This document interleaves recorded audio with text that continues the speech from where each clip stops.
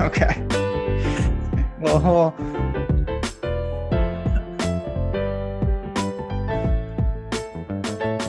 all right. This time, I'm actually going to declare us live. You don't know how many times I almost started talking, but this time, it is time. Tuesday, 12:30 Eastern, PGA Strategy Show from Awesemo.com. I am Ben Rasa. I am joined second week in a row. His Davis Riley calls were so good that we had to move mountains to bring him back. The Oilers are winning games. Everything is clicking. Geoff Ulrich is in the house. Sir, you got game one tonight of your boys. How you feeling about that? And then, of course, we're going to talk a lot about the Memorial today. Yeah, no, feeling pretty good about the Oilers' chances here. I mean, it's, I can't just sit here and be like, smash the Oilers. They're going to the Cup, but it's going to be a close series. I think you see this go at least 6 games. I think the Oilers have a real shot, though. And I mean, again, if you're looking in the futures odds and stuff like that, to me, they kind of have to be the bet. There's so much money that the books have in on the Avalanche just from preseason and stuff right now. Like there's just there's little to go off of. So, I think the Oilers are a team where if they get to the finals too, they're gonna have a great shot. I know the Lightning are great, but I think you'll get them as a good value there too. So yeah, still high on the Oilers. I think this series will be close. The Oilers played them really good over the last 20 games of the season. 2 games, should have won both, split them. But this is going to be a great series, man. It's going to be a good time. We, of course, have hockey coverage there. My Rangers won last night, but we're here to talk about the PGA. We're here to talk about Muirfield Village, but I want to go back and talk a little about Charles Schwab. It was entertaining. Colonial provided a very real test. The theme, and I said this yesterday on a show, to me, recently in the PGA, is guys winning tournaments when on Sunday they're not even in contention really, and all of a sudden you look at the leaderboard. Spieth when he knocked off Cantlay, Justin Thomas at the PGA, and now Sam Burns kind of comes out of nowhere. What did you make of a wild Sunday at Colonial? Yeah, I mean, I had the right idea. Like I added Mito late on Sunday, and I'm like, I just like Scheffler. He's just due.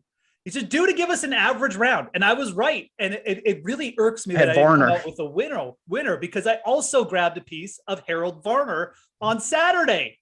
So at one point I had Riley, because like you said, and I had Varner, and Mito had shot himself out of the tournament by then, but I had 2 guys at 10 or better. And there was 4 players left. And one of them was Brendan Todd. So I basically was just fading Scheffler at that point. Yep. So you're like, I mean, yeah, I just those 3 minutes for Davis Riley. I mean, it's a young player. It's going to happen, but he should have won that tournament. I mean, like it's not even close. Had a great week, gained over 7 strokes on approach again. And like you said, man, I mean, the PGA rearing its head with these setups and like late Sunday, these courses can get dried out. They can get really tough to make birdies. And Sam Burns is a great young player. And, he benefited and he was in the right spot, and shout out to anyone who had him. I mean, he's a player who kind of gets just undervalued still in the betting odds, Sam Burns. I don't know if that's going to happen anymore going forward, but he's at 30-1. Will Xander's at like 16-1, things like that. So I don't know. It is a trend. I wouldn't expect this to happen every week, but it does show like this, we probably ran well early in the season with like this not happening, like the meltdowns. And now we've kind of had like 3 in a row. So it's been fascinating. Yeah, you mentioned these guys. It seems like they come out and they just understand, take it, push it to the ceiling every time. You'll probably miss more cuts than the average player, but you're going to win. And Sam Burns certainly does that. I was with you. I had a Varner ticket. I thought that Hovland sneaky was in great position going into the weekend, and he was a straight non-factor. So there was a lot to get to there.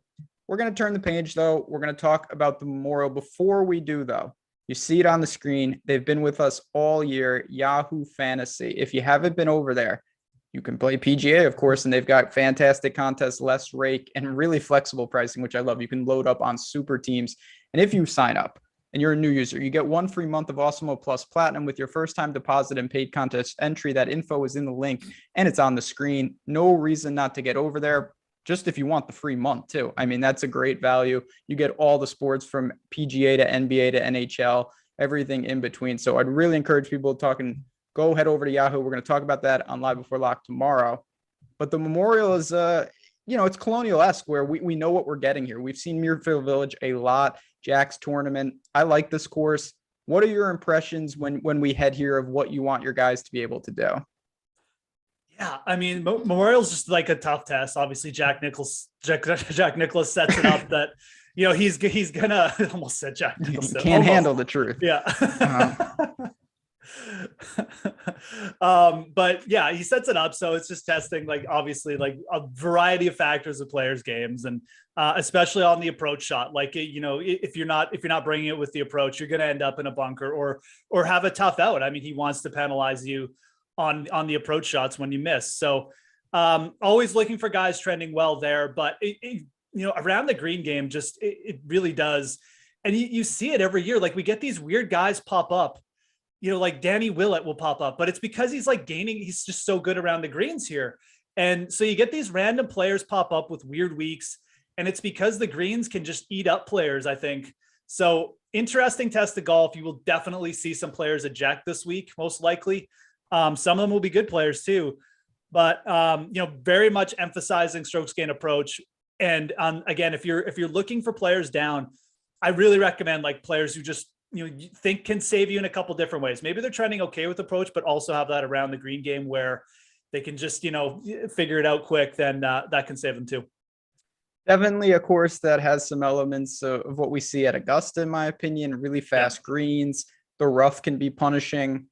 I wasn't gonna complain during the show that much, but you bring up Danny Willett 2 years ago here. Danny Willett was on a super team of mine, and he legit, I don't have it in front of me, but he shot something absurd on Sunday. Him and Finau mega coffined me in 2020 here, but he did pop up for 3 days. I don't know where he ultimately finished. I'll reference that somewhere in the show. But anyway, I agree. I think that it's a pretty true fair test of golf. You have the par fives to take advantage of. The scoring is difficult. And it's an all-around field where we have a lot of the major, players. This is a major type field. It's an invitational. Do you do anything with that? I always like to ask that. It's not a full field per se, or do you just say all that means, kind of like last week, is maybe we see more 6 of 6? I mean, I think it's a better chance, and it's a better week to go like full stars and scrubs, like really take shots with those guys down the list. And again, I think that the type of course too we're getting this week, like I know we talked to this like a lot of guys we liked in the balance range last week, but even last week, like stars and scrubs probably would have really worked out well for you, like a Scheffler Burns start, that kind of thing. And I think it's going to be even more emphasized this week because I mentioned, like you'll get guys down there, and I was just perusing last year's leaderboard like right before the show, and like like Anton Rosner was in there, like in the top 20, and players like that, and there's definitely more examples of that. So I think it's a week where like stars and scrubs is not only like going to be effective, but it's also going to be the contrarian build because we got all these young players stuffed in the same range, and you basically almost have to go balanced if you want two of them. So yeah, I'm definitely looking because it's invitational and just because of the setup and stuff where, the 6,500 and under guys might be pretty alive. So not to win, just to use it. Yeah, just good clarification. I'm not betting, Hudson Swafford this week. So that's what they all say. David Lingworth. Yahoo's been doing this. Like I said, there's guys at the min there that are legit plays each and every week. I don't know if this is a conscious decision by DraftKings. Maybe it's a blip on the radar, but I find just like last week, several guys sub 65, and we'll talk about them later in the show, that are more than playable. They're not just like, oh, this is a guy that maybe can make the cut. Like I wouldn't be remotely stunned to see some of them have quality results. Yeah. I mean, I was doing Mayo's show yesterday, and like, we were literally down there and we're like, what is that? Bo Hosler? Bo Hosler. Like, yes. Legit, we were just looking at the salaries. 62? Bo Hosler, 6,200. Okay. Like that's news to us. So yeah. If he was in the low sevens, I don't think anybody would be complaining about an overprice. So we'll tie that in. Let's get to the top tier. Here we go. We've got the big names. We've got, because Scheffler took a week off, order's been restored of what I actually envision what it should look like, which would be Rahm first and Rory second. You've got Cantlay's going to be an interesting name, Morikawa and Xander. So you got a big five here.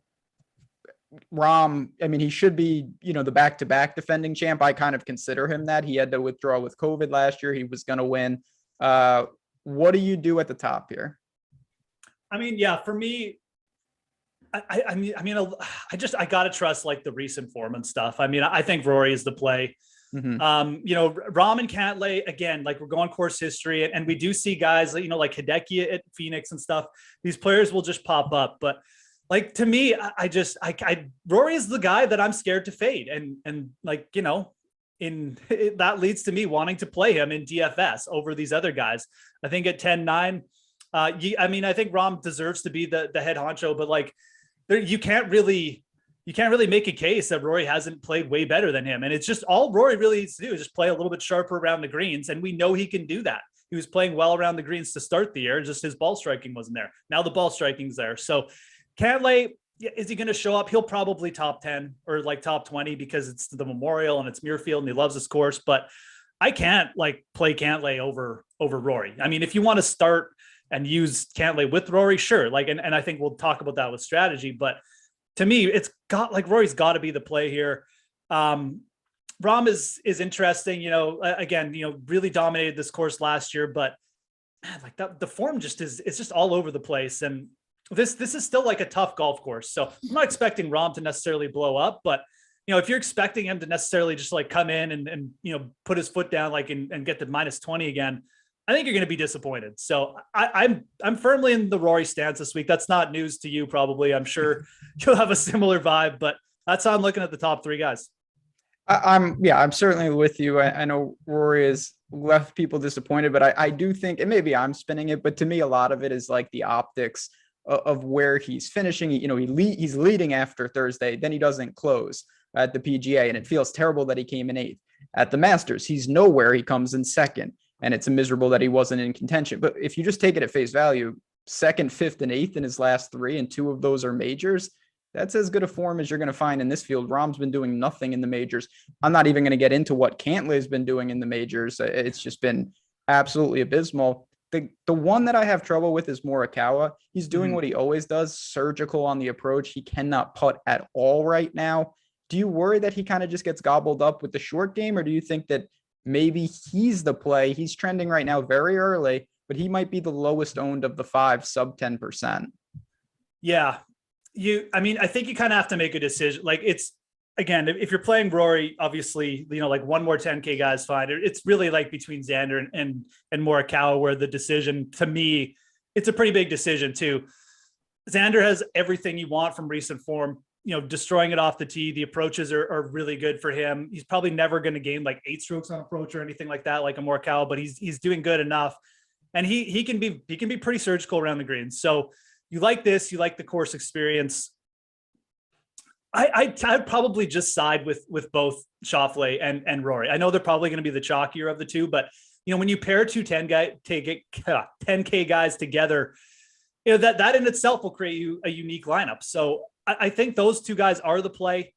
I definitely would put Morikawa like a very close third to behind Schauffele. I mean, I think if you're going with Morikawa over Schauffele, I understand it.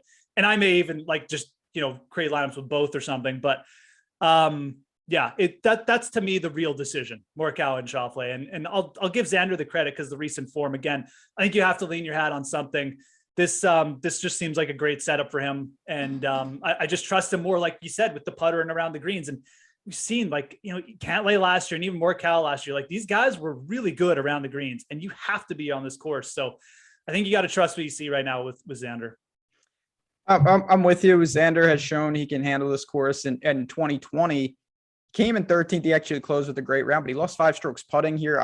He easily could have a truly top finish. He seems to like this event. And right now, listen, it's very early in the week, but I will say our ownership projections are free today. If you want to get some insight into what we're looking at right now, we have Xander just a fraction more owned than a guy like Morikawa. And if that's the case, I'll take Xander every time. If he becomes 2 or 3x the ownership, then you're talking about maybe a slant pivot or something like that. But right now at 10-2, I think that Xander's a fantastic starting point. I think he's a fantastic second man in, attached to a guy like Rory or any of them. So I'm with you there. I want to ask you about the balance build, or just kind of the next batch of the top tier, which is Cameron Smith, Jordan Spieth, Will Z, Hovland, Decky, Fitzy, and Lowry. Big time names. You could get 2 or 3 of these guys. If you omit the 10K and up, would you do that?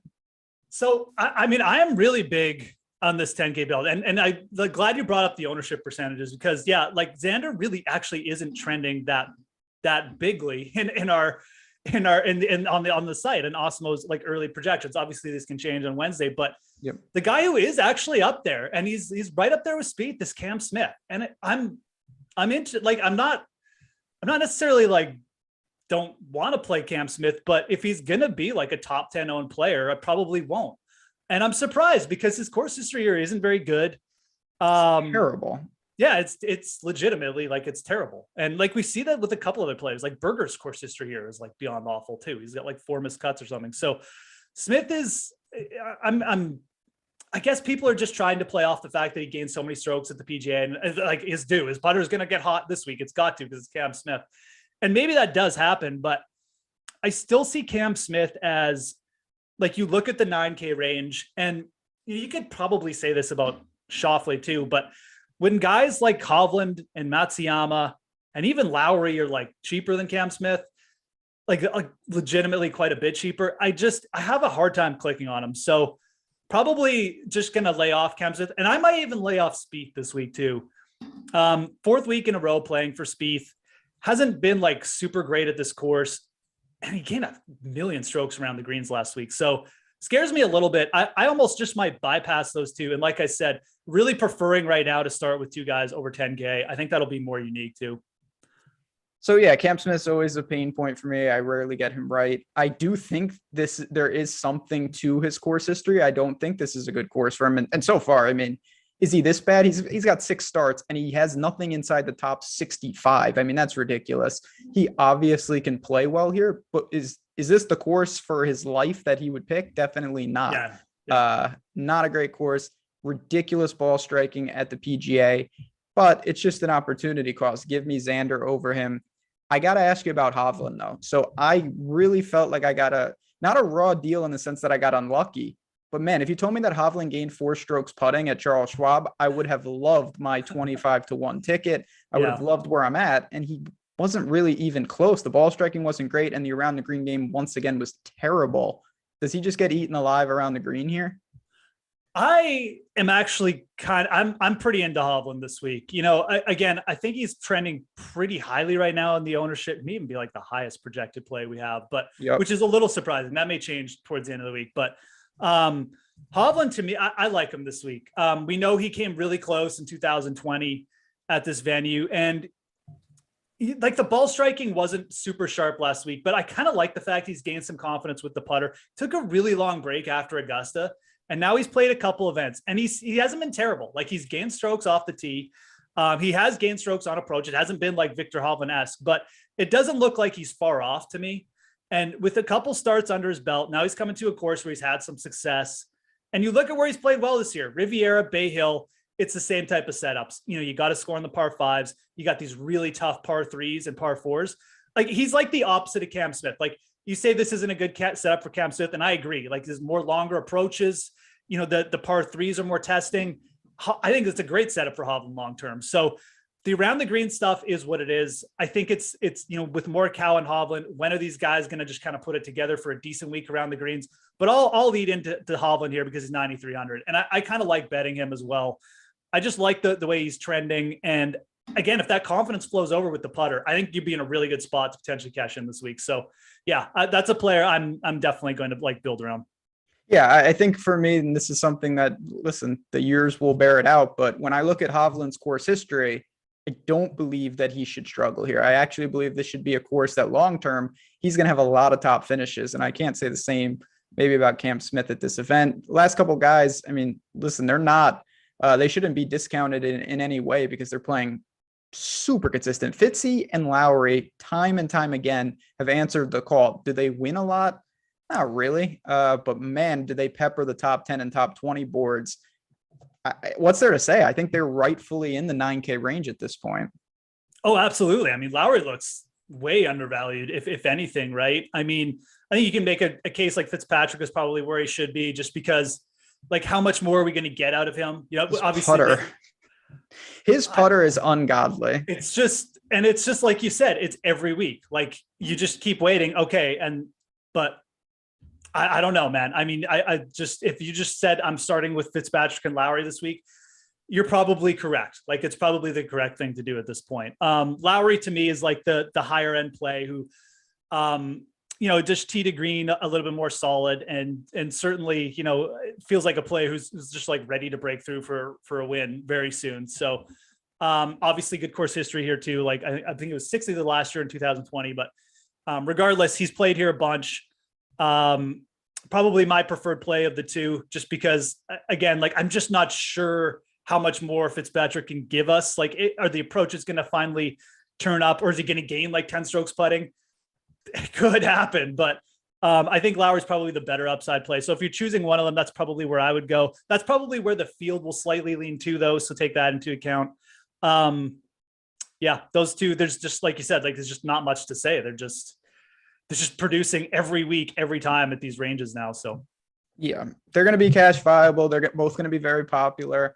I think I would also lean to, I like both. I definitely plan to target both. Fitzy, though, the ball striking is, I will say, to his credit, he's never going to be the longest hitter, but he has made ridiculous strides off the tee. It's not a liability at all. It's actually an asset at this point. But his irons have not been great. He's gained less than one full stroke on the approach in 5 of 6. It just doesn't show because he masks it with his putting. He converts a lot. I think Lowry's more apt, doesn't mind hard conditions, doesn't mind long, difficult courses. We saw him, it was a very long time ago, but like his performance at Firestone, I'll always remember.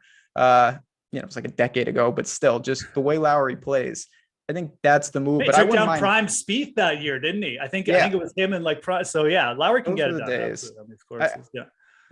I assume you're comfortable having them possibly together in some lineups.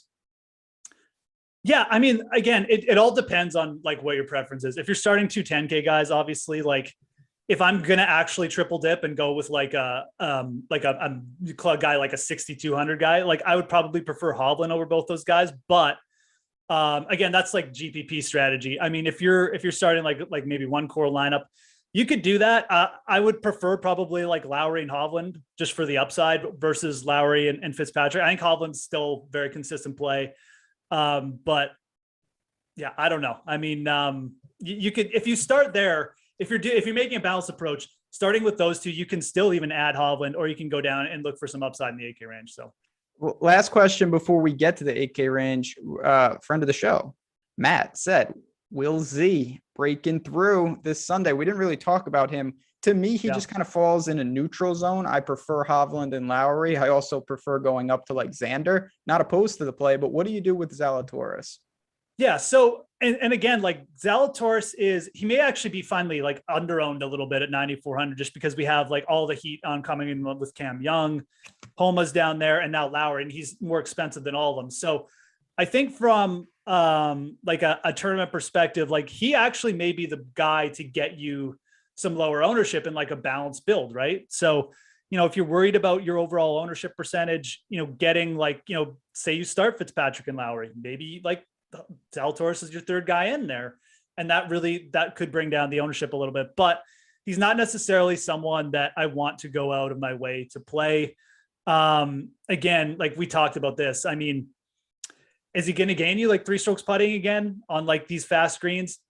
I don't know. I don't really see it personally. I think he's a little bit overpriced, and, you could pay up for the ownership again, but if I wanted a little piece of Will Zalatoris, I might just throw like a little bit of money on him in the outright and just be done with it. But I don't know. If Will Zalatoris wins, he's not really someone I've been chasing personally.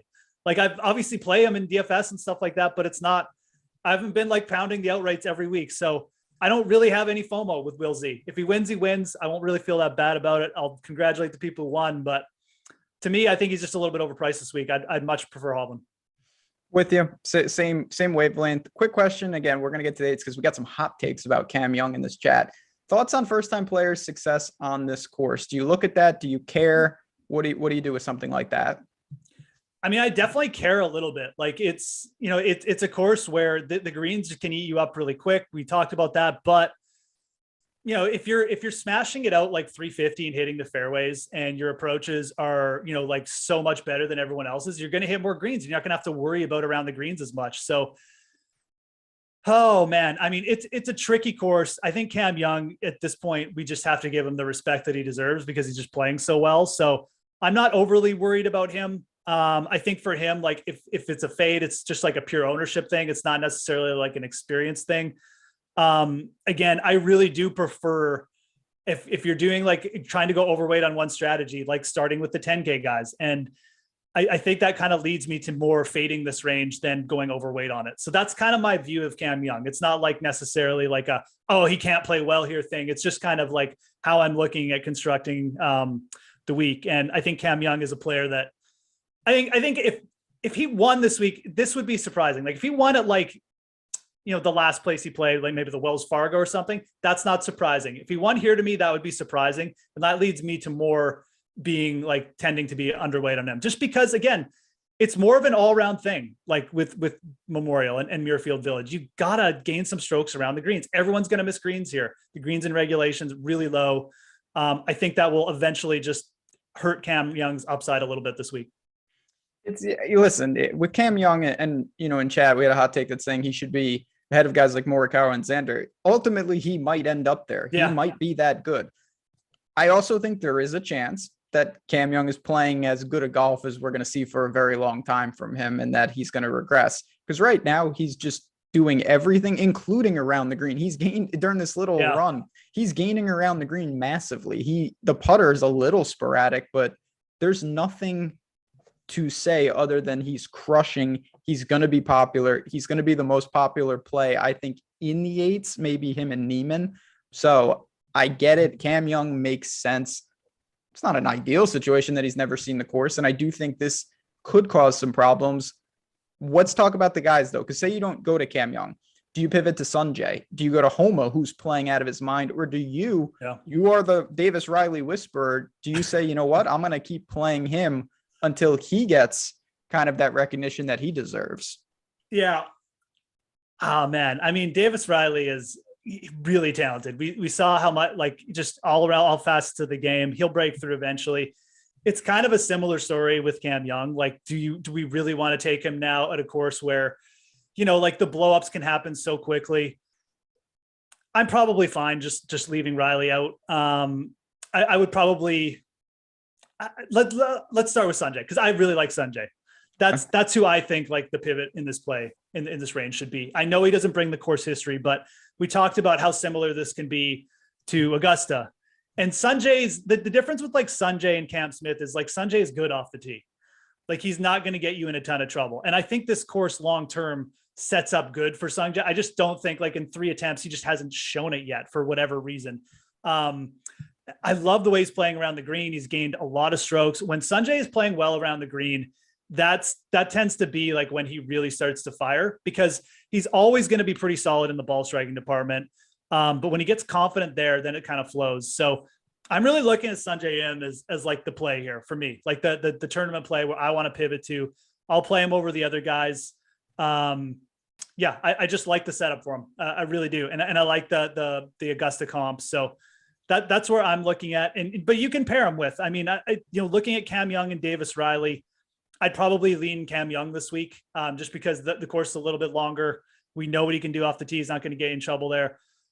I'll probably just sprinkle Davis Riley, because like I said last week, I'm just playing him every week until in some way, or getting exposure to him in some way, shape, or form until he wins. But I'm not really expecting much from him this week. I think it's just too big a letdown from last week. What happened to? Yeah. Listen, these guys, it's tough. I haven't been really playing them as much as the field, and their talent is through the roof. But I also think sometimes it's, the allure of the new guy. We have to, like, Max Homa was playing unbelievable too. The guy is automatic right now, tee to green. He's not the best around the green player either, but the putter is working. And then you've got Sanjay, who he didn't play at the PGA, but man, could his results be a lot better if the putter, which is not notoriously a liability, gave him anything. Even last week, he quietly on Saturday was putting on a clinic, just couldn't make the putts. So I like these pivots to the guys that actually, when you look at the resume, give me Sanjay and Max Homa's resume over Cam Young and Davis Riley right now, because they're so young. And with Im and Homa, like, we know they play these courses well. Like, Homa's won at Riviera. Yeah. Im is contended at Bay Hill. Like, this is like the money plays for these guys. So Yeah, I like Cam Young and Davis Riley, but I just don't think this is the week. I mean, I think that, when we get into like summer season, we see some of these other courses where it's not quite as elite field. These guys will probably eat it up and go nuclear one week, but I don't know. I think Sanjay and Homa, again, for DFS, they could be the plays too. As we work down, I mean, I've said it. If you want betting content, go over to OddsShopper YouTube. You can see my full betting card and talk about all things. And you're going to be hearing me talk about Joaquin Niemann at 45-1 forever, because I don't believe that he should be 45-1 in any field. And I don't think that he should be 45-1 here. Genesis to me comps a little bit, and he absolutely dusted a field of this strength from start to finish there. He's going to be popular. He's $8,300. Do you like him? Do you like anyone else in the lower eights? Yeah, I mean, Niemann and Mito are going to be like the chalk here, right? But I think there's a pretty clear, like, Mito's great, but like Niemann on these courses, I mean, like the short game, the putter's better. Like it's just a better setup for him, in my opinion. I mean, I don't think Mito probably be fine. This is the fourth week in a row playing for him too, but he was kind of off before that. So I think there's a clear gap there. If the both guys are going to be like 20% owned, let's just say as an example, I mean, I think Niemann is like, you should be trying to get up there. So I agree. I want no part of answer with the way he's playing around the green right now. It's also a longer course. So Connor's just not there. Might be a play that you could like take a shot with, but again, his around the green probably not going to save you. I think the guy that is interesting, I spoke about, like his course history is terrible, but Berger is like, he's really not doing anything poorly right now except putting. Like he's very much like Sanjay. The around the green was good at Charles Schwab. He was T23 there. So again, like he made some bogeys, but again, those are like 3 putts. Didn't make any doubles. Berger's got to like have a decent finish at this event at some point. It just feels like. So I think the real pivot is Berger, and I don't think he's going to be highly owned at all. It's not. But you could certainly play him with Niemann, and like, again, I think that'll really bring down your ownership on Niemann. So yeah, Niemann to me the play, but Berger is the guy I have some interest in potentially as like the low owned play. Yeah, I'm not going to advocate that you want your guys to play shitty in majors, but I will say that it's magnified to it, I think, an extreme degree. In reality, it really is just one tournament, and Cantlay and Berger specifically have killed people in those tournaments. And it's like, oh my God, they're just awful. Berger's been absolutely fine. He was just terrible at the Masters and the PGA. Everything else has been stellar. And he is trending as the lowest owned guy in the entire range, like by far. Him and Answer. I'll put Answer in there, but I don't really like the setup for him. Niemann, Donnie Baseball, Answer's and around chat. the green game is just it's awful right now. Like I do not know what he's doing. So yeah, I'm just not there. And on that note, in chat, Niemann's short game has improved so much. He's still only 23. Like he's just getting so much better around the green. He's a complete player. Last guy, and then we'll get to the mid range. Are you going to play Keegan? Who Keegan has been consistent this year, but man, the putter at times very bad. I don't know. I mean, we're giving all these props to guys like Homa and Sanjay. I mean, I guess we kind of got to give the same kind of, experience advantage to Keegan or Mito. I mean, I would probably play Keegan this week. I don't really like that coming out of my mouth or hearing it, but like it's true for these setups. I think that's the way tends to be the way I play when we get to these kind of courses where it's just, experience again, just the setup. Keegan's played Jack Nicklaus setups well. He's played well at the Honda Classic before. He's obviously played well here. Riviera, I know it's not Jack Nicklaus, but it's a comparable setup. I think you got to give it. He's just really consistent, and the putter, he's probably not going to save you, but he's definitely played well in every other facet of the game this year. And I know I've read a couple things, like he's confident about himself right now, and I think that whenever you can get a PGA player like that, who's like backing it up with stats, but also just seems to have a little bit of swagger with them, you should probably just keep playing them. Like it's probably going to work out. So I'm not going to like go in my way to be like 100% Keegan Bradley, but yeah, I might actually play him over Mito this week. I at the very least, if you're asking me straight up, Mito is probably the fade for me.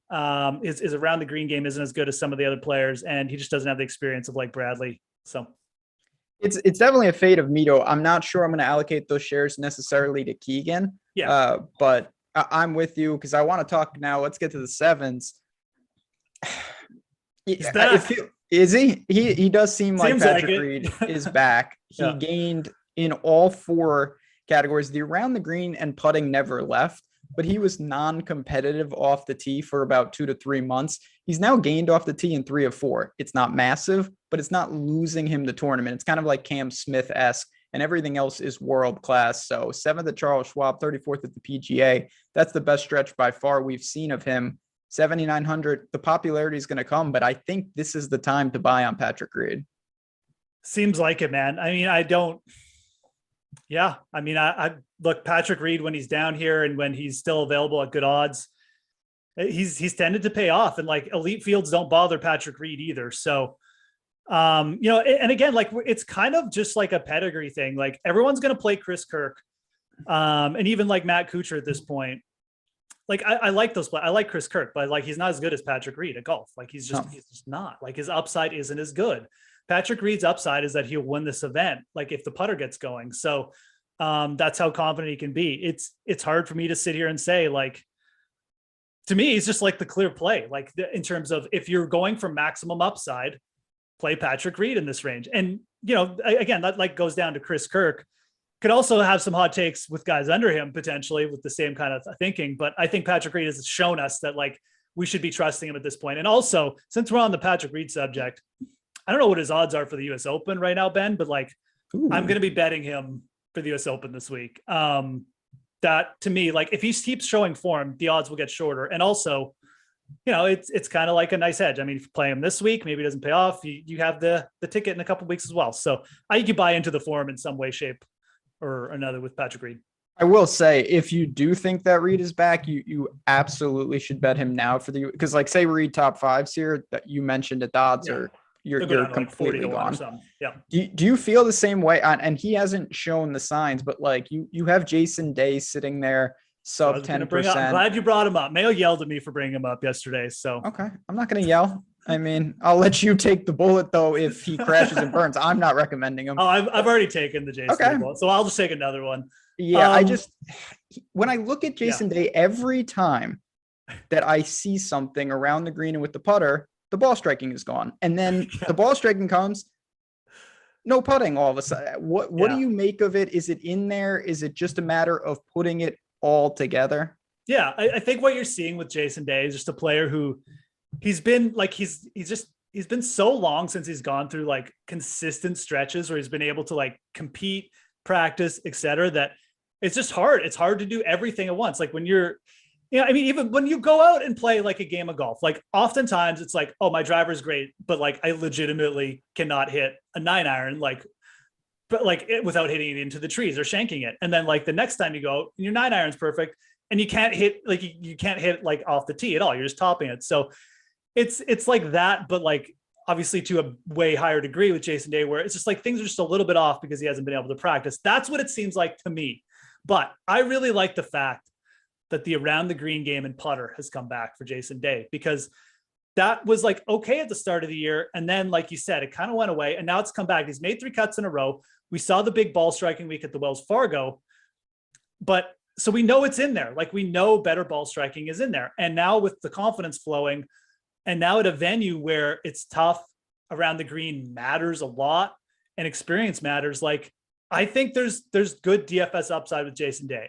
I don't know if I'm necessarily going to get there from betting, but like for DFS at 7,600, yeah, I will take the bullet. I think that with it's similar story with Patrick Reed. We don't have quite as good recent form, but the upside with Day is probably, I mean, Siwoo's got pretty good upside too, but like Day's playing better than Leishman.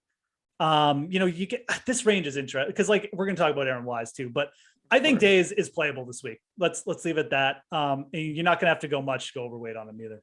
I think the important thing for me with Day, and I'll actually just put Adam Scott in the same breath, is that I'm not saying that I'm looking to get to them, but on certain teams where I need some leverage, I don't think taking a guy with a lot of experience in an easier to make cut is the worst idea in the mid sevens like this. So like if I like Fitzy and Lowry and I want Neiman too, well, I have done absolutely nothing to leverage. maybe a guy like this is part of the differentiation. So I like that. Now you've got Wise and Noren. I mean, what's there to say with these guys? Wise is starting to show it with the putter, but the ownership is there. Noren's trending around 5%. Take them and anyone else you want in the sevens, because I think it drops off pretty fast now. It really does drop off fast. Like Day, I'm probably just going to skip Siwoo this week. He's just kind of just seems a little bit, not quite sharp, but Day, Noren, and Wise. I mean, I at the end, I think this is a good leverage play because you don't really want to go deeper than that, but all three of them offer like, pretty tantalizing, like top 20, ability, right? I mean, in a lot of different ways. Noren did top 20 here last year. I think Wise probably has the best shot of actually like doing something crazy, like, potentially competing on Sunday. The approaches have been there right up there with some of the best players. Again, it's just like, when this guy gets going and he puts it all together, you're going to have a massive week. And we've seen him do it. We've seen him compete and get up there in majors before.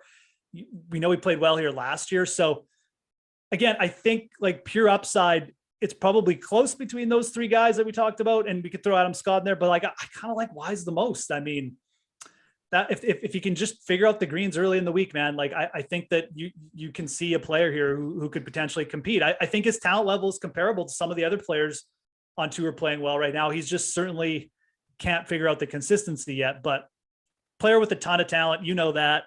I definitely, and a player I like, if you're asking me who to bet outright, one of those guys that we've talked about, it's probably Aaron Wise.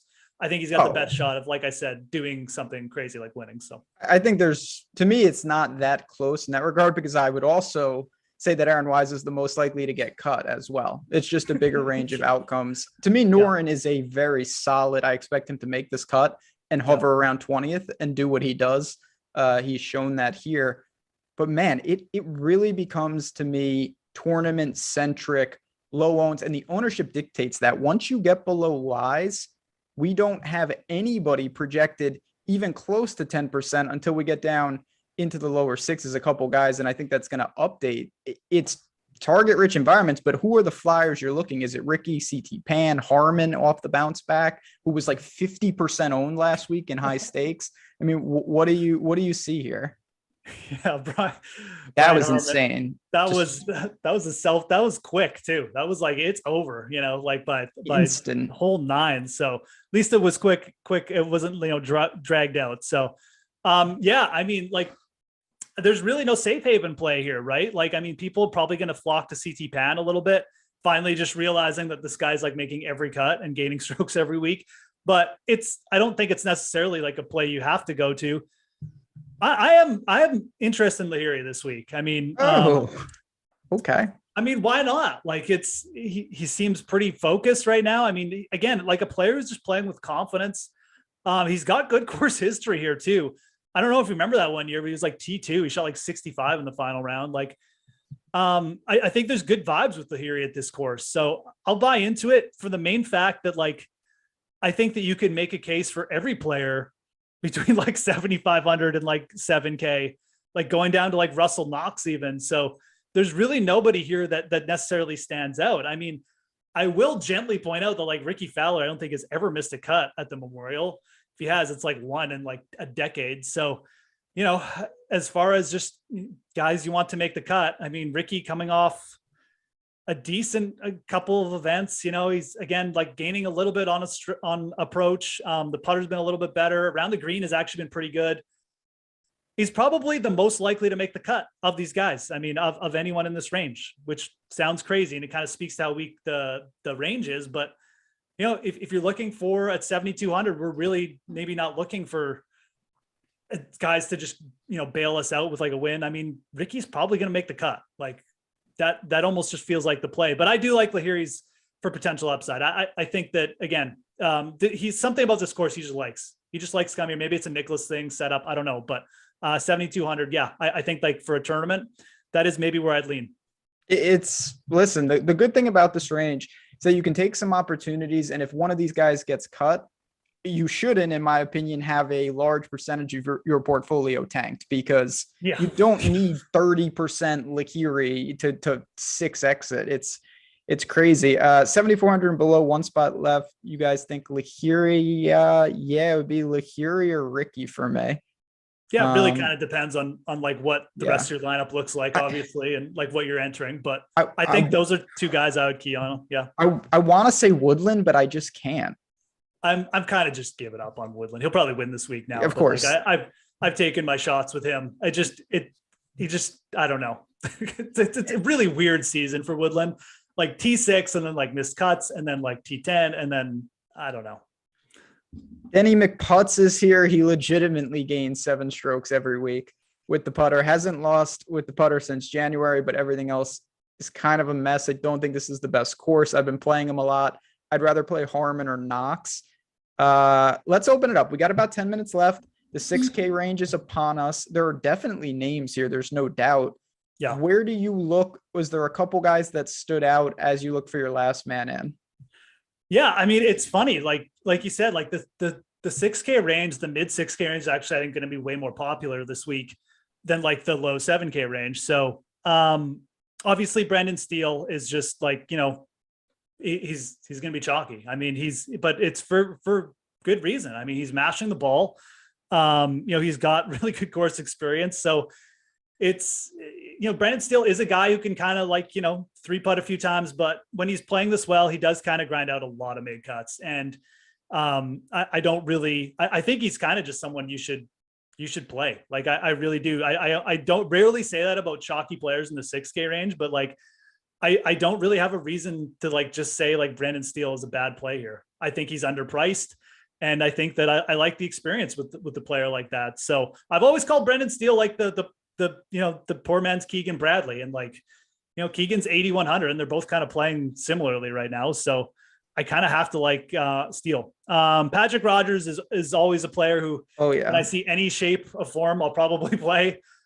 This setup is okay for him though. Again, like he's playing well off the tee, which is good, especially for like the long par 4s and the par 5s, and you need to score on the par 5s. And if his ball striking is doing okay, that's good because Rogers can save you even if he sucks with his irons with his putter. So I think Rogers at 6,800, he'll gain a little bit of ownership, but it won't be crazy.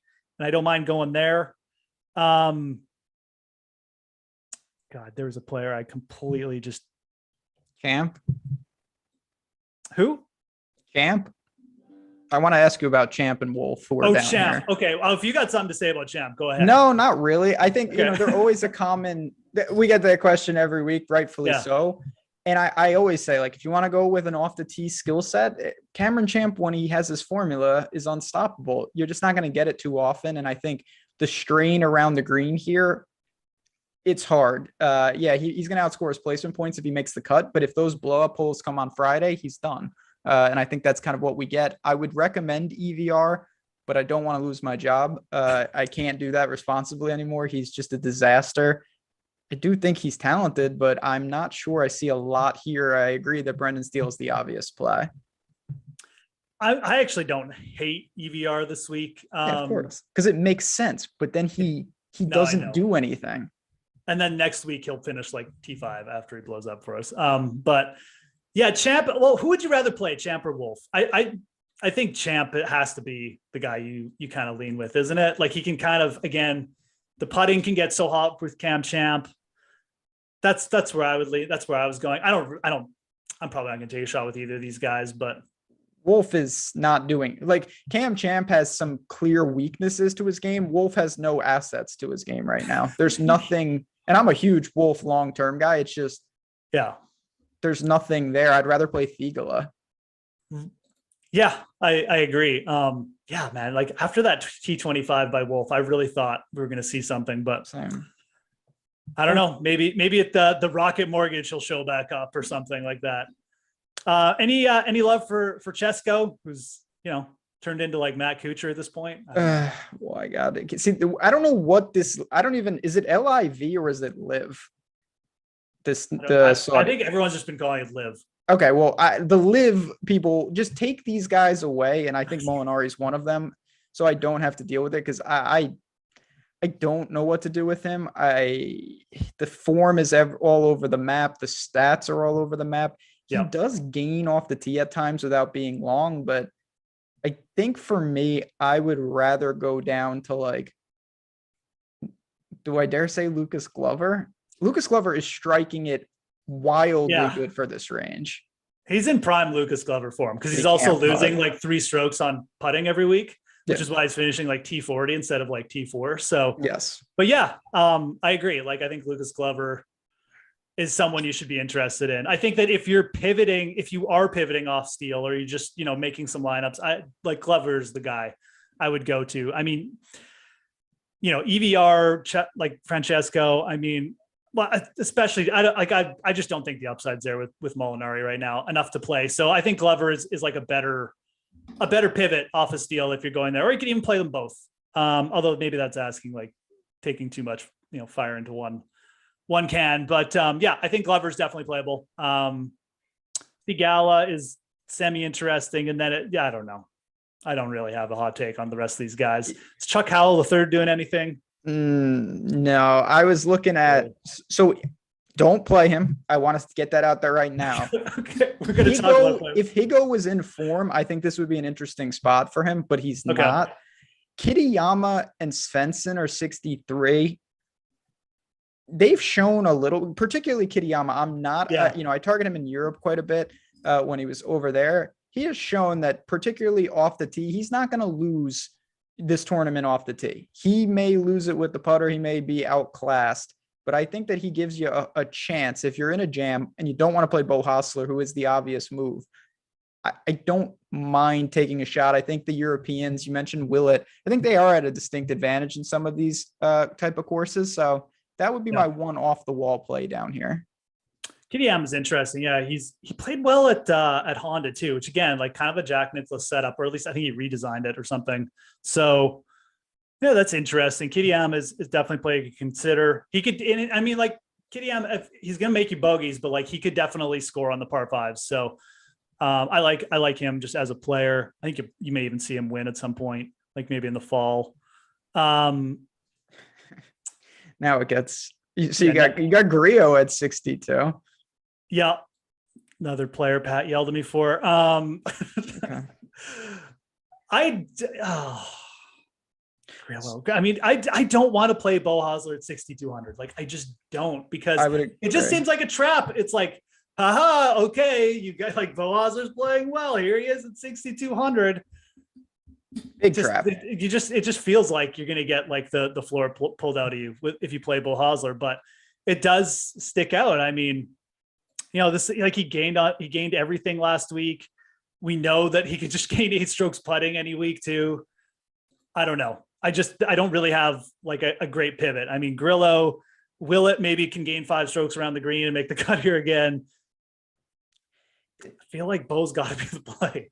I mean, I think I maybe this is not going to be helpful. Sorry, people. I think that Bo Hostler is a trap, but I also think he is the play down here. My goal would be to not go down this low, even though there are some names. You can go into the 65, range. I don't see a lot here. And if you're going to do it, maybe look to some of these other guys. Charlie Hoffman is the flat min. I'm not sure I really want to do that, but I don't want to do that. I want to ask you one more question about this range, and then we'll give some final thoughts and bounce on out. I'm not going to do it, I don't think, but was Ryan Moore hurt? Or we have not seen him since Waste Management, and he is in the field, and he is 6,200. And this is a guy that he has played Memorial very well historically. He's made 6 of the last 7 cuts. I just don't know why he hasn't played in like 3 months. I was legitimately going to look up Ryan Moore this morning, because I mean, I actually do want to create some lineups like with players in this range. That's why I'm struggling so much with like this Bo Hosler nonsense. So I actually don't know. And I know he's got a good course history. Like, he likes this course. He does. So it's something that I don't have an answer right now. I'm quickly trying to like find up some news. Chat mentioned maybe it's his back. So that's something to keep an eye on. He's definitely struggled with injuries throughout his career. I know at one point, like, he had a major wrist injury. That's interesting. Yeah. I mean, you're talking, I would legitimately think that Ryan Moore here would be under 1%. Oh, for sure. Under 1%. So you put him on one team, even in a large GPP portfolio, I don't think it's that crazy to at least consider him. Yeah. Because the range is pretty weak, of course. It's pretty weak. I'll throw one more name. And I think we talked about this guy last week. It was Snedeker. Yeah. His approaches came back last week. The putter still hasn't got hot. So he weirdly doesn't play this event like ever. So that stranges me out a little bit. But I think at 6,100, that is kind of a guy I'd lean towards. Again, like if his approaches can hold up, can at least scrape by for you. And who knows what happens, if the Snedeker putter gets going on the weekend. So I'm looking at Sneds. Duffner is another guy, actually. Oh boy. No, never mind. Sorry. I didn't say that name. For some reason, I thought he made the cut last week then. And I thought, no. But yeah, okay, he didn't. And it's terrible. Don't even just edit that, please. Strike that from the tape. Sneds, and this is a big if he can survive off the tee, because he could take you out, is really weak off the tee. But the rest of his game, significantly better than this range. Last guy, and he's not playable, but I may never get a chance to say that he's in a field. Curtis Luck is here. And I always liked Curtis Luck. But Curtis Luck grabbed me a big win on the Corn Ferry Tour. I think it was 2 years ago. So I always have respect for Curtis Luck. And this guy can absolutely get it done around the greens. So absolute wizard, man. Yeah, I thought he was going to be great. Not so fast. But yeah, that's where I'm at. Yeah. So Sam Ryder's the flatman. There you go. Hole in one specialist himself, missing 5 strikeouts. All right, we have talked about a lot. If we missed a guy and you say, hey, what about this guy? Tomorrow night, me and Jason Roslin live before lock, we will talk about that. We'll build lineups, everything in between. Before we duck on out of here, Geoff, any final thoughts? We've got you at the fantasy grind. Anything else you want to get into the show? No, absolutely. Yeah, you can give me a follow at the fantasy grind on Twitter. But main thing for me is just going to be trying to figure out, a couple guys who I want to bet at the top of the board. I think Hovland is definitely going to be on there.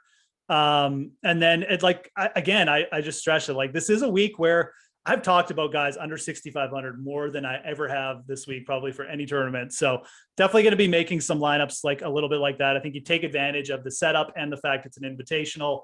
And I think that'll just give you unique lineups on its own by starting with like 2 guys over 10K. So that's kind of my take on this week. There it is. Hit the like button. Show us the support if you appreciate the show. It's free and it really does help us out a ton. And if you're not a subscriber, click subscribe. 77,000 other people did it and nothing bad happened to them, I don't think. So you will be part of the club. Thanks to Tyler behind the glass. And of course, stay tuned all afternoon. We've got shows breaking down each and every sport. Yahoo Fantasy, get over there as well. Friends, good luck. Enjoy the day. I'll talk to you guys tomorrow.